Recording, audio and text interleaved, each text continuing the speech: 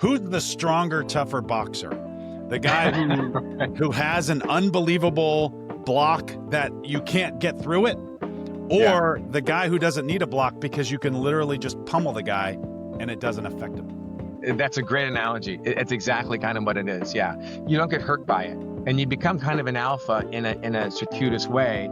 You become so confident that nothing really matters. Again, I use self-mastery because what that means is you're able to talk to yourself and manage your own thoughts, manage your own vulnerabilities, to recognize that those vulnerabilities are yours and yours alone.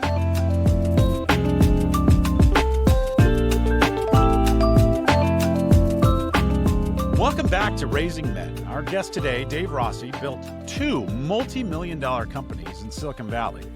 Despite all the success, he found himself burnt out and disconnected. And what he discovered after losing almost everything became the foundation of his important work today. That true success isn't about winning. It's about awakening. Dave, thanks so much for joining us. It is a pleasure to have you on Raising Men. So are there any topics you feel particularly passionate about that you want to center on? I think I have the answer to that. Or is there anything you want to avoid talking about? No, I'm an open book. What I'm passionate about is helping other people. From a life where I was in the past, I was competitive and I would not promote my competitors, which was everybody. Now all I want to do is promote my competitors because there's nothing that hurts me. Helping someone else doesn't put me down.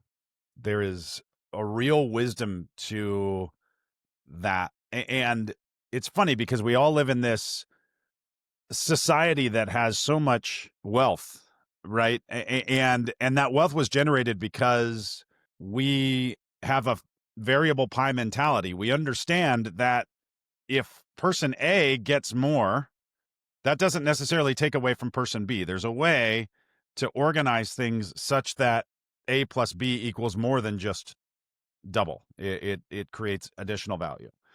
But that's an enlightened view. Yeah. Yeah. And so that's what I call a fixed pie mentality versus a variable pie mentality. The variable pie mentality is, okay, Dave, you and I are going to get together and we're going to do a podcast together. And the result is we all gain. We benefit, you benefit, I benefit, and whomever listens to the podcast benefits. Whereas a variable pie mentality is the thing, okay, well, I'm going to do this thing, but I want to benefit more than Sean, or I want to benefit more than Dave, and I'll give him a little bit of my ideas, but not all of them, or whatever, right? And that just creates less value. And that's, so that's kind of a spiritual view, consciously. Hey, Sure. There's an abundance to the world, and I want to share, and I'm going to build a partnership with Sean. But there's still the tussle between the animal of us, the Homo sapien in us, that wants to hoard and that views the world as scarce, and I need more, and I need more, and I need more, and let me protect what's mine. And so that belief of scarcity and abundance only goes so far on the animal scale until you have enough spiritual behavior or spiritual power to say, I don't need to be an animal. I can choose with logic and reason and not fear as an animal. And so those things kind of counter each other and they fight, right? I call it the Squirrel Nut Theory. The squirrel will look for nuts constantly. No matter how many nuts it has in its den, it will keep looking for nuts. Right. That's just what it does. It's an animal and doesn't have wired logic that or way. reason. Doesn't That's share, right. Just keeps taking. Yeah. And, there's that famous quote to a billionaire, how many millions is enough? Well, it gets just one more. Yeah. Yeah. So, and you're feeding that hole. Yeah. And I did that. Yeah. I was very competitive as younger, and I would even talk down to other people to make myself feel better about myself with a scarcity mentality that if I promoted somebody else or helped somebody else, it would just be more competition for me. And so in my past life, when I was competitive and I look at the world as scarce and I was relatively insecure, I would do that. And now all I want to do is help people because that's not real. Yeah, it's the thought that brings to mind for me is in sports. I used to be a competitive volleyball player, and there's a real value to competition. There's a real value in the kind of fiction that, all right, I'm going to go against my enemies and I'm going to train hard and I'm going to defeat my opponent. But then when the game's over, that is over. And you're all buddies and you all hang out at the bar afterwards and, tell war stories essentially. And there's a way that spirit of competition can sour and turn into a little poison where you don't just, it's not just a game anymore. It's not just we're not pretending to hate our enemies. We actually do hate our opponents. And that is poison. And you're Yeah. not going to get any better. What you end up starting to do is look for opportunities to to hobble them, as opposed to you want your opponent to be as great as possible so that if you prevail over them, that means you're even greater, right? Well, I think it goes to an underlying premise. There's this phrase, if you love to walk, you'll walk longer and farther than if you're walking to a destination. So if Yeah. you're playing volleyball for the destination of winning, then your Yeah. opponents are your obstacle to winning, and you hate them and you despise them and you want to pummel them because that's an obstacle to the goal of achievement.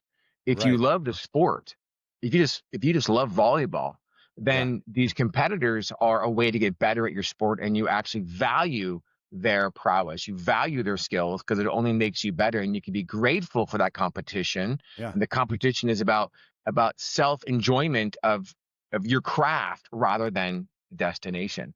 And I Yeah. think And so again, we need to almost redefine the notion of winning. So we think of winning as prevailing over our opponents, but winning is really improving from the experience. absolutely, yeah, yeah. And Yeah. again, let's go back to the paradox of animal, human, and being, right? The animal side and the being side that Nietzsche talked about in his book.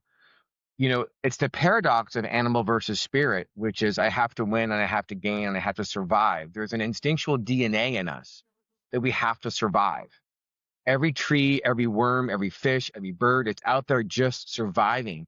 And we are Mhm. part of the animal kingdom. However, we have cognition. And so we have this crash of animal and cognition. We're more than just an animal, but we still have those innate DNA drivers. Those drivers Yeah. are still in us.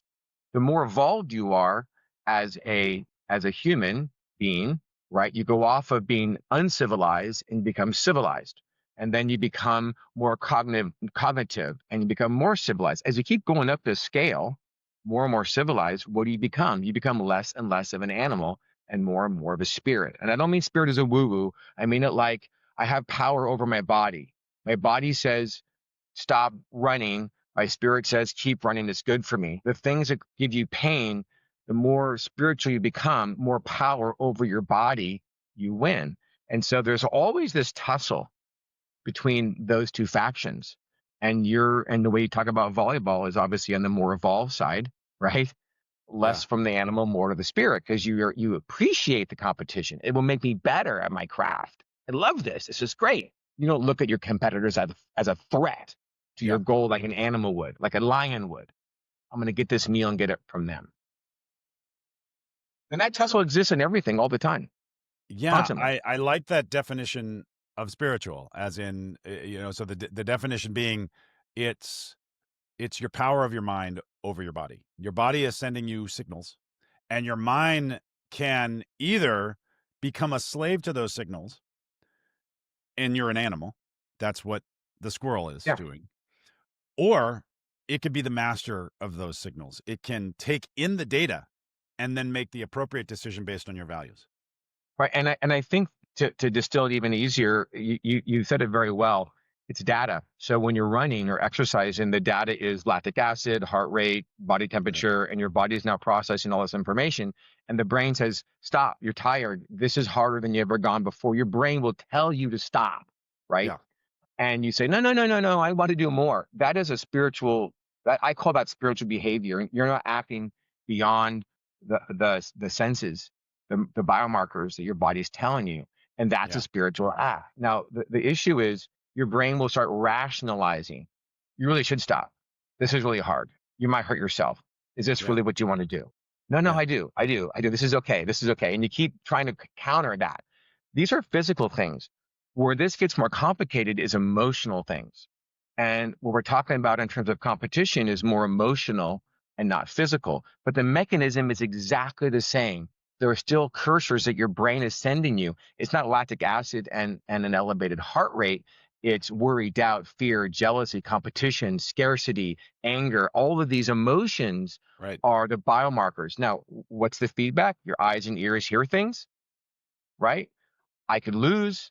If I lose, people won't like me. If they won't like me, I'm less valuable. If I'm less valuable, I'm not winning. If I'm not winning, I'm not survival of the fittest. If I'm not survival of the fittest, I won't procreate. Then I'm a loser. This is not going to be survival. What am I going to do? And that conversation with your subconscious mind produces all kinds of emotions and neurotransmitters and rationalizations. And you have to go beyond those fears. Fear emotionally is lactic acid physically, and you have to be able to act beyond those signals that your body is giving you. Yeah, that's really powerful. I had an experience yesterday, in fact, with my boy, and I would love to get your feedback about it. So on Sundays, I take my boy to a workout. I do a CrossFit workout on Sunday mornings, and I bring him with me. And we do, he does a modified version of whatever workout I'm doing. And in the case of this past Sunday, it involved there were 5 different rounds, and each round had a run in it. And the run started at 200 meters, and then it went to 400 and 600 and 800, and then 1,000. And so we were constantly running and running more and more. And he's only 6 years old. He's 2,000 meters is a lot of running Okay. for him. Yeah. And so I remember pulling around the last bend on the 800-meter run. We were kind of pulling around the corner, and we just had another 100 meters to go before we were done with that run. And he started to complain about how tired he was and his side hurt and all of this stuff. And I wanted to cultivate in him. I wanted that vision that, okay, this is the place where your mind has to take over. You have to override your body here. And I wanted to get that feeling viscerally in him. And so I'm interested. So I'd love to know what you think about what should I have done in that moment. And then I want to tell you what I did and get your feedback. So what should I have Oh, I'm done sure in you that did a moment? great job, Sean. Listening to you already, I'm sure it was well thought out and you did a good job.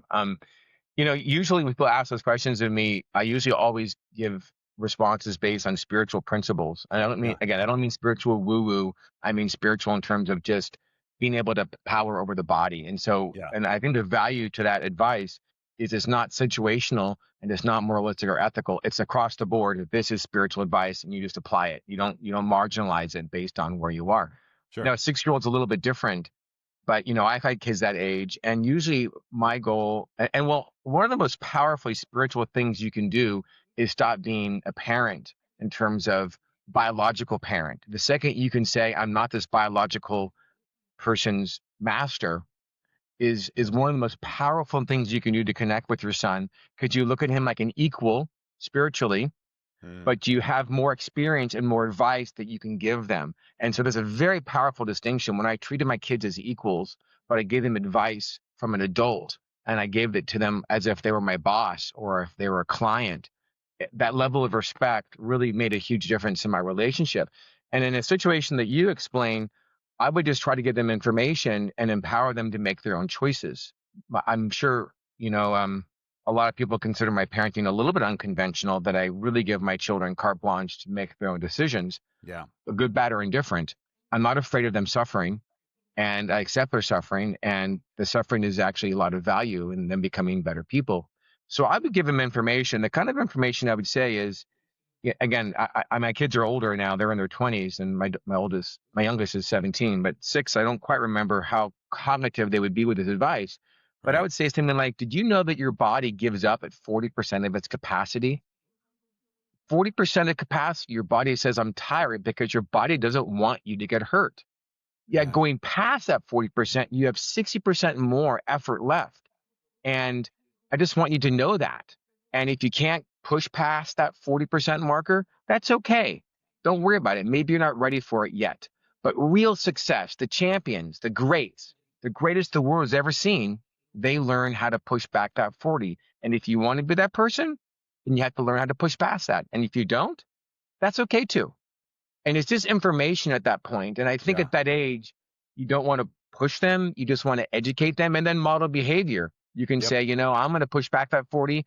It's okay if you want to sit and watch, but I feel like I want to vomit and my side hurts too. And I know that success comes from pushing past that point. So I'm going to do it. And it's okay that you don't. And at some point, I'm sure you'll be able to if you want to. I think that's a fantastic way to handle it. What I ended up doing is, and I thought this was a good idea at the time. And we just had that last 100 meters, and I said, boy, this is the workout right here. This is the whole reason we do all of this other stuff, and all of the rest of all of the exercises that we're doing leads us to this moment. And this right here, pushing through that feeling and finishing anyway and continuing the run when you know you want to stop, that is the workout. That's the whole point. And I ended up pushing him through it. And I actually do think that was the right thing to do in the moment, because he had decided to engage in the run. But overall, he wasn't feeling the workout that day. And I kind of pushed him into doing it. And it ended up being kind of a negative thing between us. And it was after the workout, there was a little bit of a sour feeling, because I had pushed him farther than he really wanted to go. And I think the lesson that I'm taking from you in this moment is that has to be his choice. I can Yeah. set up all the dominoes, and I can arrange them in the way that I think is best for him. But he's got to be the one to push the dominoes over. You And know, if he doesn't want to do it, and if he's not ready to do it today, that's fine. There's no, and I've actually internalized that from before. Like I started just bringing him to the workout with me, and just letting him play on his tablet over on the bench while I worked out. And then eventually he wanted to participate. well, But a I couple felt things. at the Yeah. time when he was playing, I was like, man, come and do the workout with me. But he would just do a couple exercises and then go sit down again. And that it turned Based out, on the knowledge, based on yeah, your knowledge in your brain at that moment, your brain said everything I'm doing is the right thing.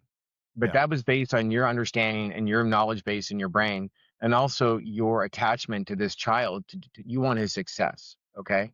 yeah, And part of what you push for is because you want his success a bit for you. that's right. Some of this for you is you want his best, so you will look your best as well.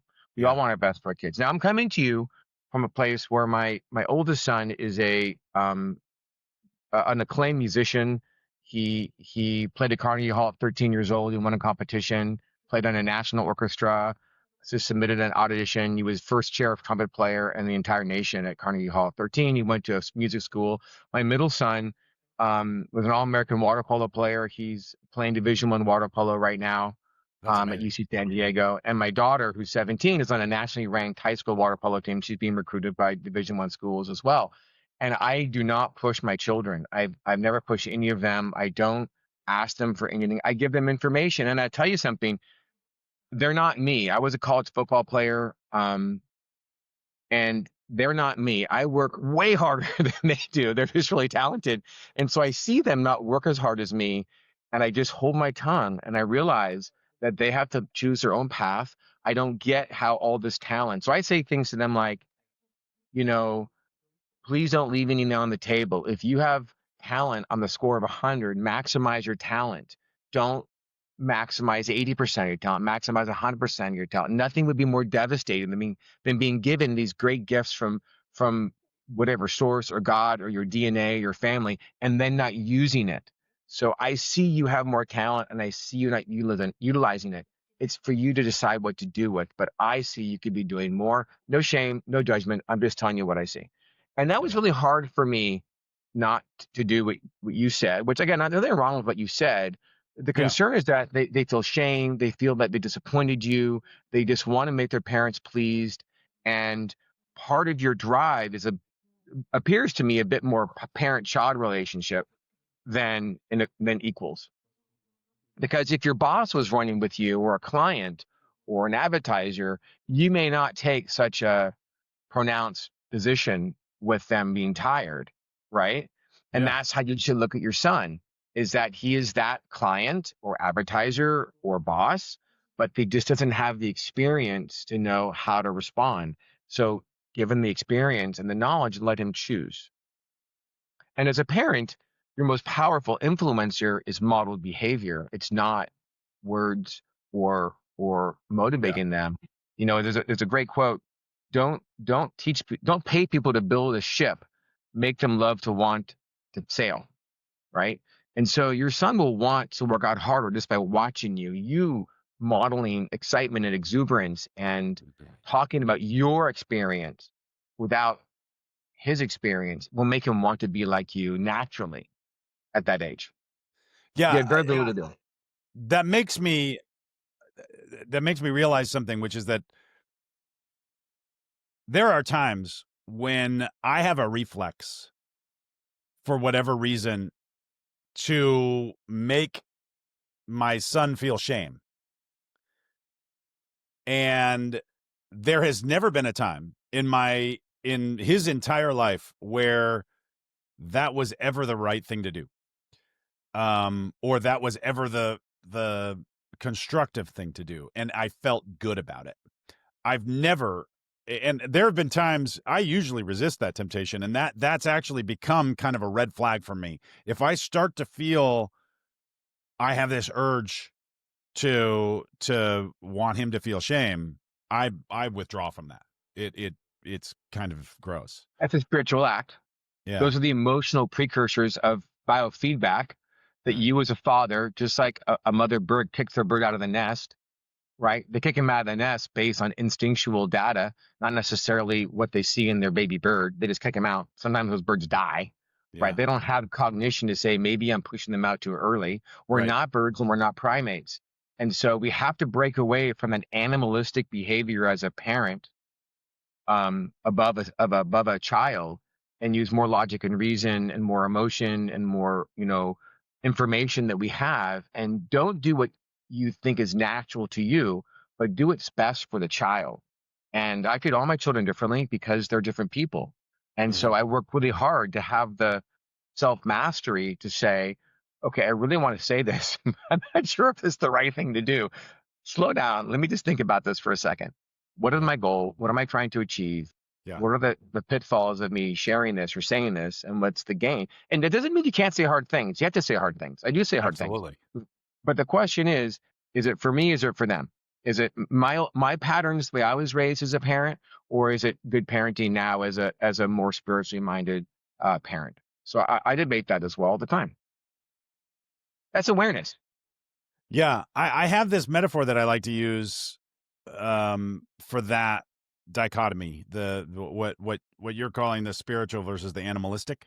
It's like we have two brains in our heads, and I mean, it's literally two brains. There's the limbic system and there's the prefrontal cortex, and one of them is the Conan the Barbarian brain, and you need that brain to protect you from the saber-toothed tiger or whatever, There's a lot of those or the around these danger, days, the right? oncoming car, right? Yeah.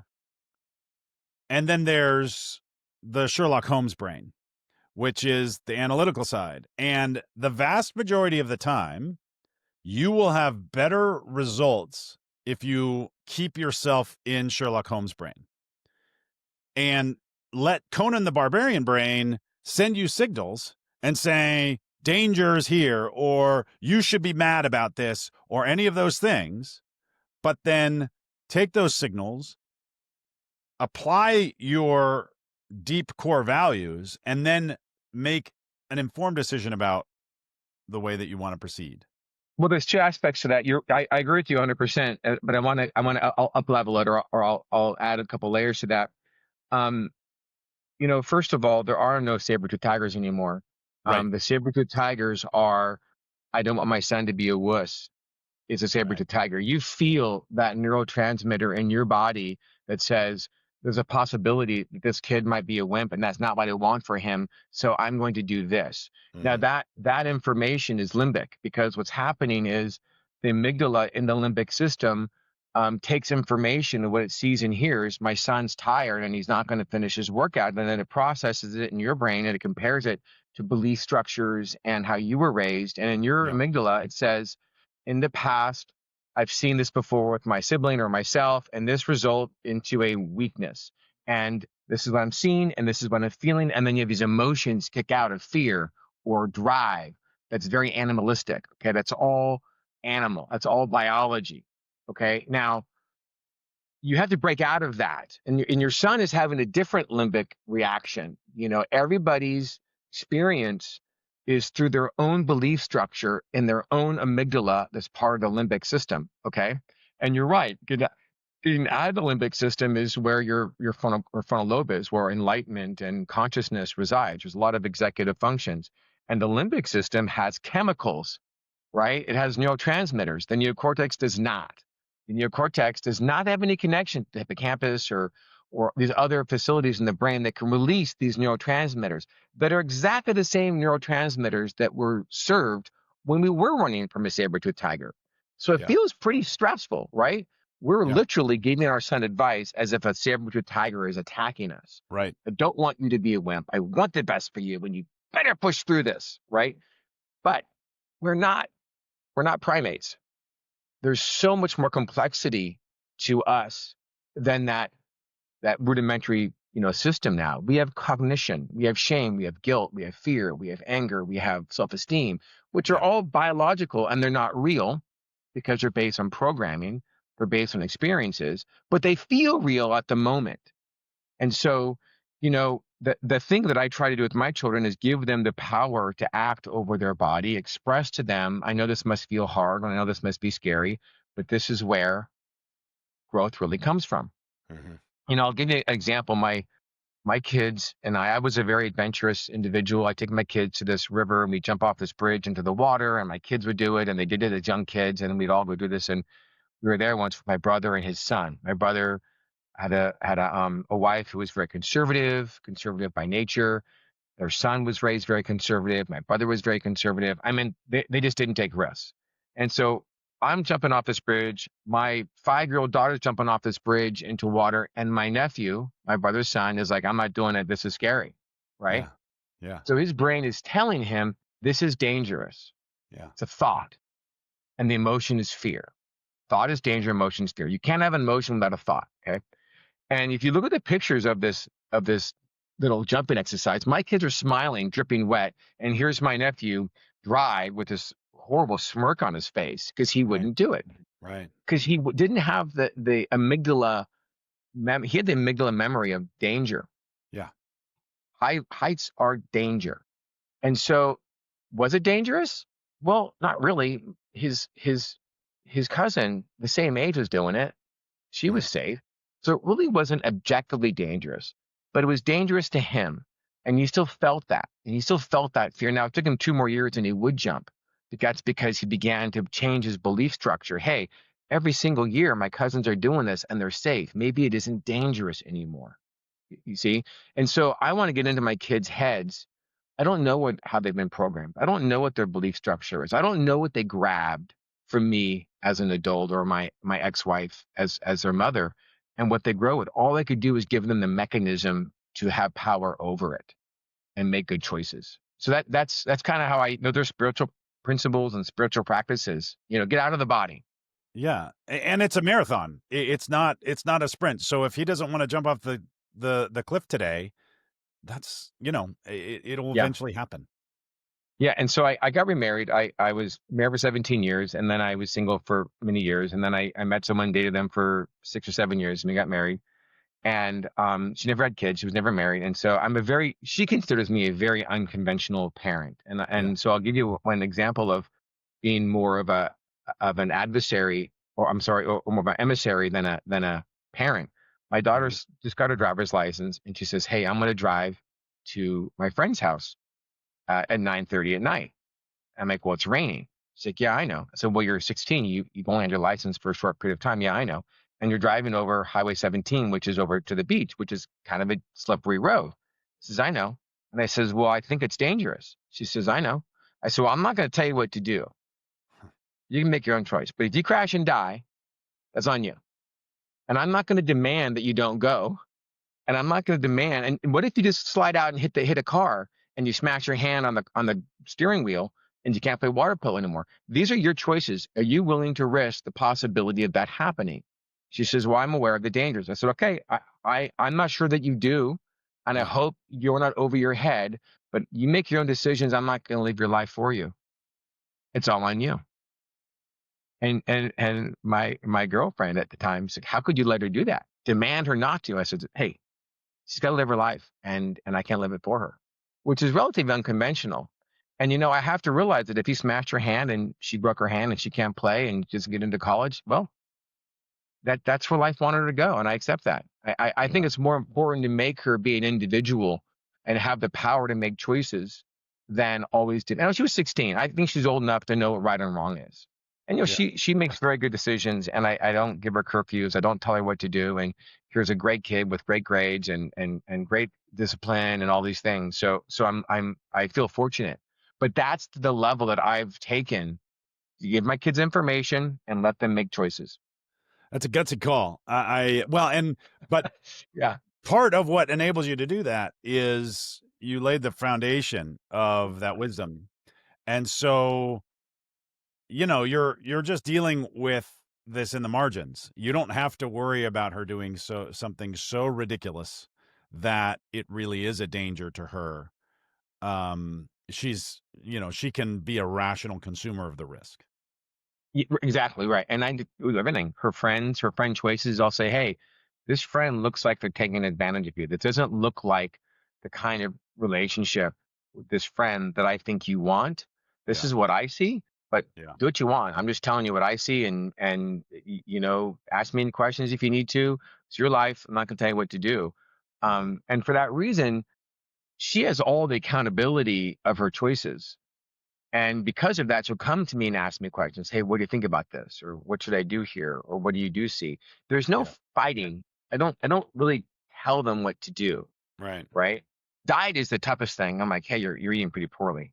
No, I'm not. Well, I think you are. Let's not argue. Yeah. You Yeah. think you eat well, I think you eat poorly. That's okay. We can have differences of opinion. You can decide if you want to listen to me or not. But this is what I think. And I don't argue with them. I'm not going to argue. This is my point. This is your point. Let's move on. Hmm. It's very unconventional. And again, I have to say that my kids have met high standards for the world report card, but I still don't know exactly what's going on in their minds, and I can't. But in Yeah. terms of achievement that the world looks at, they get good grades, they're in good colleges, they're all healthy, and they do all the things they're supposed to do. I do see their dysfunctions, and I do see where they're sad. And my oldest son has a bit of ADD, diagnosed with ADD, and he comes to me crying, "Hey, I don't have the friends I want to have." And I said, "Look, you're 21 years old, and I'm really sorry for you, but you're not doing the things you need to do to not be in that position. You still eat poorly, you still eat processed foods, you still eat sugar, which promotes ADD behavior. You're not working out as much as you could. So I'm really sorry for you, and I really feel badly for you. But sorry, dude, you're not making the steps you need to make not to be in this position. That's on you." Yeah. That's a tough call. That's a tough conversation to have.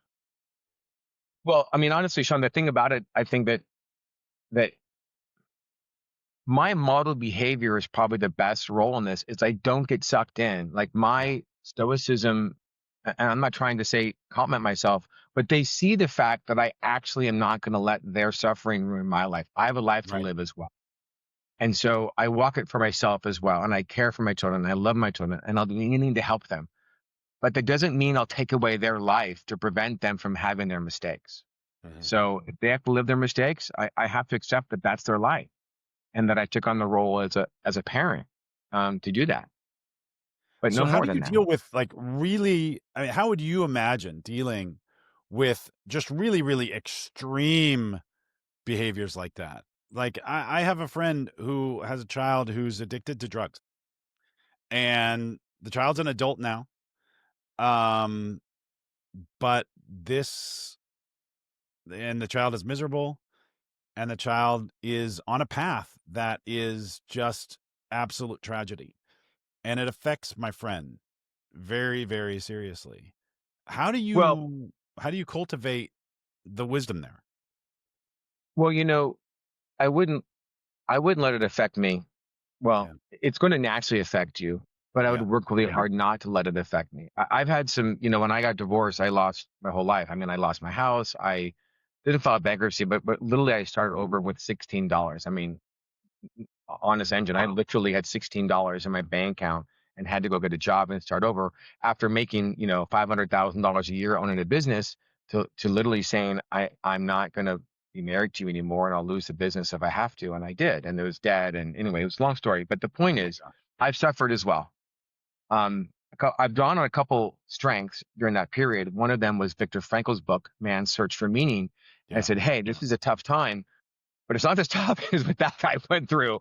I mean, wow, that guy made it through and this is bad, but not as bad as that guy. And for your And friend, this is it his is bad. perspective. Yeah, Right. it's And an amazing book. it's going to be bad, but he has a life to live. And every second that he doesn't live his life is a second he's not promoting his own life. Your friend has a journey, and maybe his biggest challenge, and this kind of comes from another book, Journey of Souls.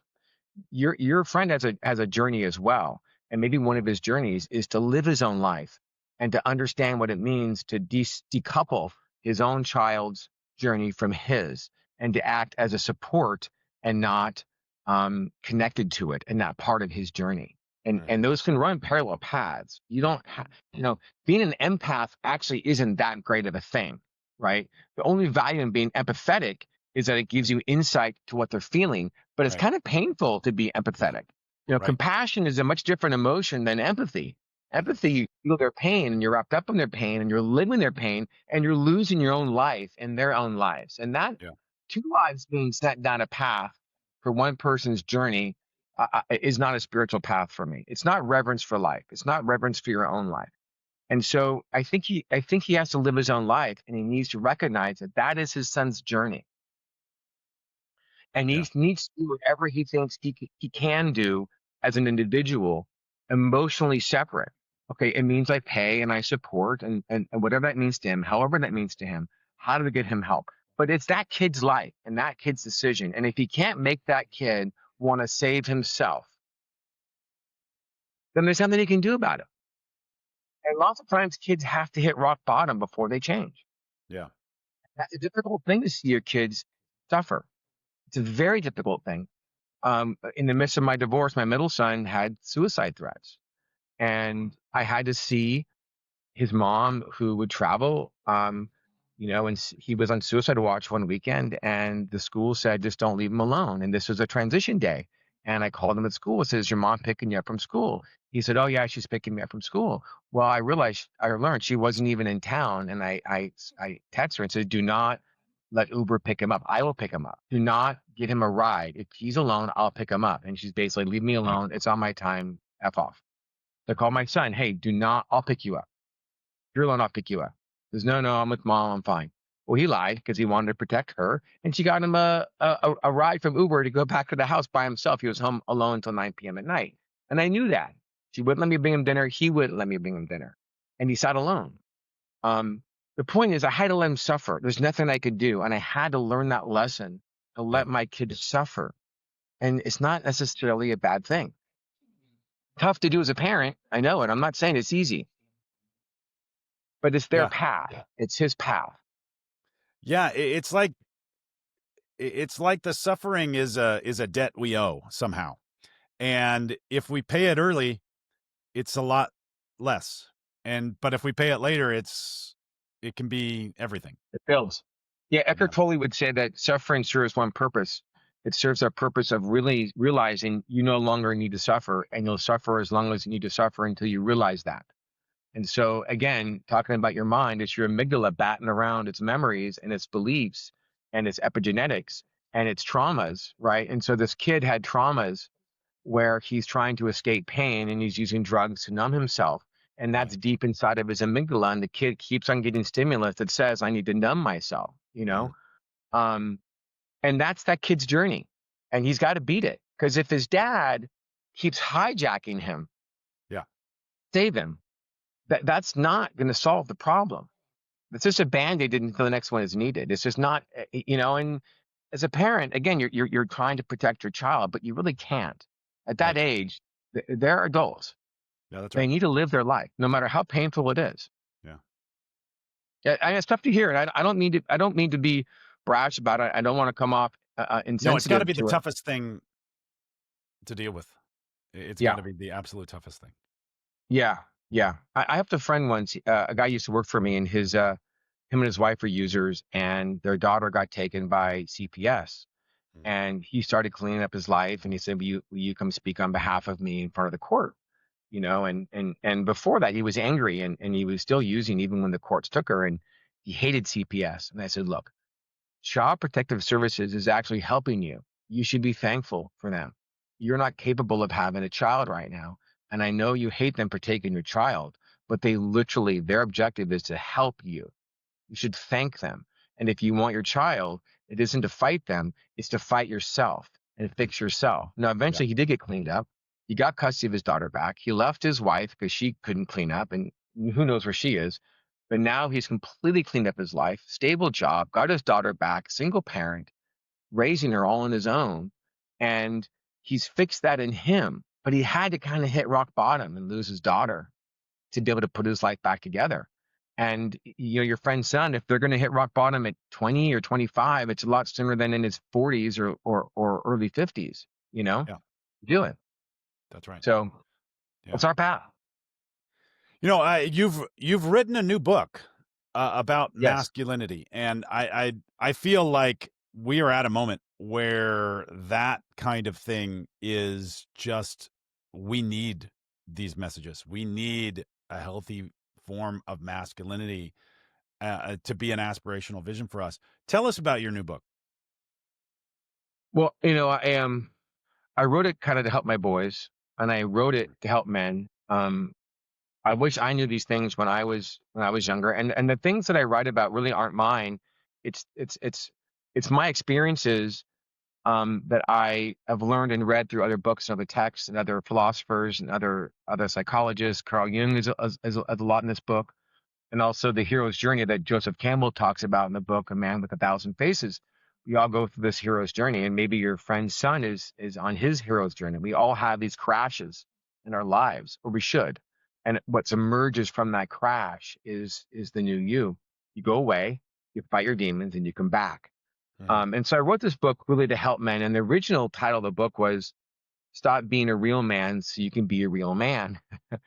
And the essence is still true to that. The name has changed, but the essence is what people think is a real man isn't actually real masculinity. Yeah. Because the perception of an alpha male or the perception of a real man changes from person to person. And so a young man is trying to be real. He's trying to be virile. He's trying to be an 800-pound gorilla. He's trying to survive in the world. And he's looking at these definitions saying, maybe I need to be more like that and I'll get more success or I'll get a better mate. It's a very primal kind of animalistic, Darwinian survival of the fittest drive that we have in us. We're being pushed as men to do that. We're being pushed to be and procreate. That's just in our DNA. It's just what mammals do, right? Yeah. But we're not mammals anymore. And this confusion of what's pushing us to compete and pushing us to meet a definition is we become something that we're not purely for the sake of succeeding, but it's not really us. And when we're not really us, we're unauthentic and it's not sustainable and it leads to grief because we fall. We can't sustain something that we're not.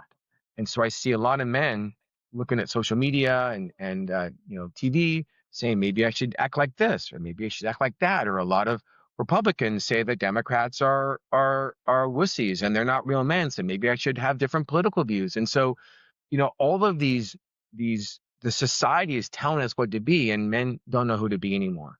They're Uh-huh. confused on what it means to be a real man. And that confusion leads to a lot of unauthenticity, a lot of bad choices, a lot of masking, a lot of pretending. And oddly enough, the perception of masculinity or the perception of being a real man works for a lot of young men, and they emulate things that aren't even real.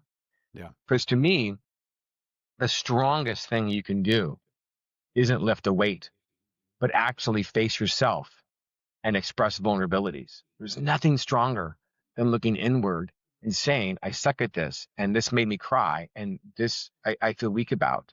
Those are the strong things to do that most people steer away from. And so I really just want to help people. I really want to share what I've learned and share how you shed all this, masking and portrayals, archetypes, and just get rid of them and learn how to be yourself and how to look inward and what that looks like and what do you have to do to be vulnerable and to express vulnerability. And oddly enough, and I practice this a lot, the more used to stepping up to that strength of being vulnerable, what ends up happening is you become invulnerable, become so strong that you don't care about sharing weaknesses. And that makes this a massive amount of confidence that you exude energetically and in a social setting that is way more powerful than pretending to be an alpha male or pretending to be masculine.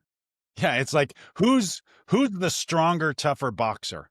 The guy who has an unbelievable block that you can't get through it, Yeah. or the guy who doesn't need a block because you can literally just pummel the guy and it doesn't affect him. That's a great analogy. It's exactly kind of what it is. Yeah. You don't get hurt by it. Yeah. And you become kind of an alpha in a circuitous way. You become, so confident that nothing really matters. Yeah. Again, I use self-mastery because what that means is you're able to talk to yourself and manage your own thoughts and manage your own vulnerabilities to recognize that those vulnerabilities are yours and yours alone. And they're brought and carried to this stage in life from your past and these memories and these experiences as a kid, and that those vulnerabilities are just yours and they're not really real. They're programmed and they didn't have a spam filter. And so when you can contextualize that only you're having this experience and it's really not real, and you can talk about who you want to be, I always say behave in the way you want to be. Even if you're not that person yet, still So true. behave that way. Because now Yeah. you're building a muscle memory. So when I would feel really insecure or really vulnerable, that's exactly when I would say that was an invitation to step into weakness and say it. Yeah. And that was the invitation. And that's what built the strength is behaving in the way I wanted to be. I wanted to be so strong that I could share my deepest weaknesses with anybody and just say it. And so that's when I said, this is a life I want to live. Then I had to say this. And I did.